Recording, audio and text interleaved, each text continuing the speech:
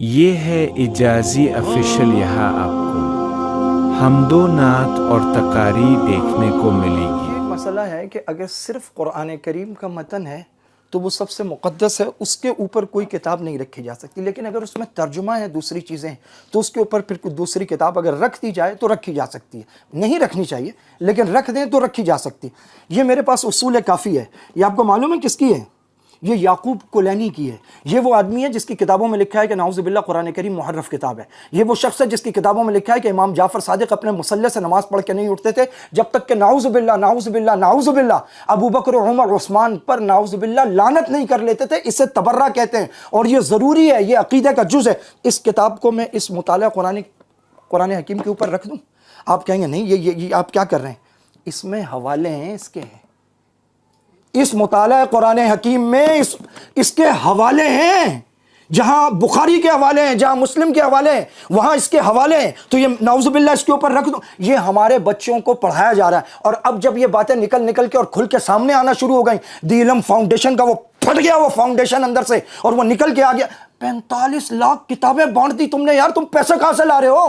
اتنا پیسہ تمہارے پاس فی سبیل اللہ دے رہے ہو، اس کی ویڈیو بنائیے، اس کی ڈی وی ڈی بنائیے، اس کی کتابیں چھاپی ہیں اس کے لیے، اور تم نے یہ متفقہ کر کے اور یہ ملا کر اس کی یہ اچھا پھر اب کہہ رہے ہیں جی یہ حوالے نکال دیں گے۔ حوالے کیوں نکال دو گے؟ حوالوں میں کیا پرابلم ہے بھائی؟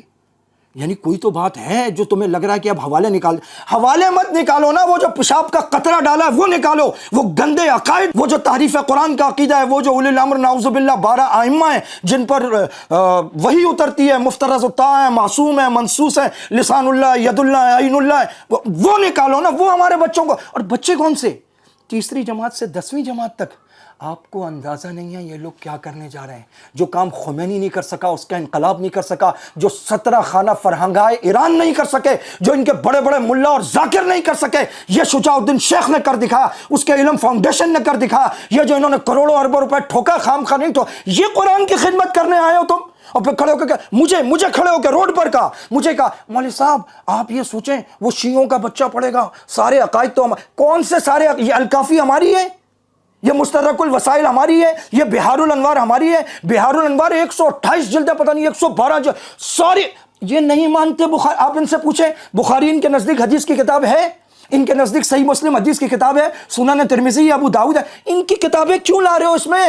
97% اہل سنت کے ملک میں یہ والا ترجمہ متفقہ، اور متفق مجھے تو حیرت ہے، مطلب خدا کی قسم مجھے حیرت ہوتی ہے۔ مولانا طارق جمیل صاحب وہاں جو جفیاں ڈال رہے ہوتے ہیں ان کو، اور کوئی اور ہے یہ سائن کر دیا، یہ سائن کر دیا، یہ سائن ٹھوک دیا اٹھا کر، میں پاؤں نہ چوم لوں الیاس رضا عطار قادری کے، جو فرماتے ہیں کہ مدینہ کے کتے کاٹے مجھے، میرے جنازے میں بھی نہ آئے وہ آدمی جو سیدنا امیر معاویہ رضی اللہ تعالیٰ عنہ سے نفرت کرتا ہو یا اس کے دل میں کوئی میل ہو۔ ہمیں نہ فرقہ واریت کرنی ہے نہ کچھ کرنی ہے۔ سیدھی سی بات ہے، جو تحریف قرآن کے قائل ہیں، جو نبی کے بعد 12 ائمہ کے قائل ہیں، یہ چیزیں ہمارے بچوں اور ہماری نسلوں کو نہ پڑھائی جائیں، یہ ملک کا، اس کی نظریات کی سرحدوں کا بیڑا غرق ہو جائے گا۔ علماء، اللہ تعالیٰ قیامت کے دن پوچھے گا میں نے اپنا فرض ادا کر دیا، میں نے آپ تک بات پہنچا دی ہے، ابھی آپ جانو، آپ کا ایمان جانے، آپ کی مسند جانے، آپ کا ممبر جانے، آپ کا مدرسہ جانے، آپ کی مسند تدریس جانے کہ آپ اس پر کیا قدم اٹھاتے ہیں۔